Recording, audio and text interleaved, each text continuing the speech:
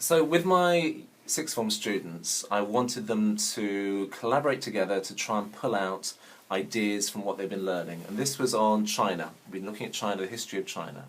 So I asked them to go to Popplet. They opened Popplet on their iPads.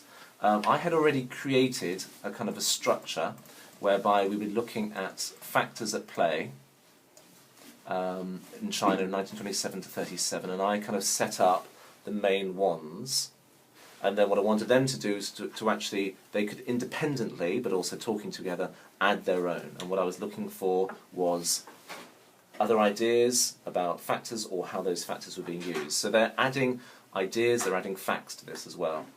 But what was really good about this was I could actually then, while they're working, add comments. So for example, at one point, I didn't think they were working so much. So I put a little Popplet in saying, "Can't see much work from you."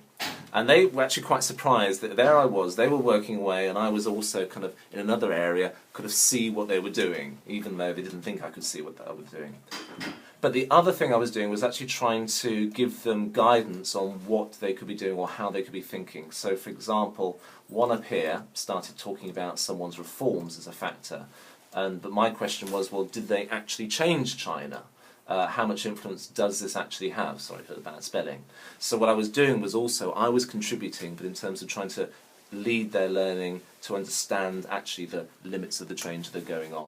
Now this is something they can come back to as well when they come to revise the topic, and they can add to. And what I'm also planning to do is when we've done a bit more, say, right, okay, let's go back, look at the factors we identified there, look at the facts, how would you change how you presented it, how would you add more details to it?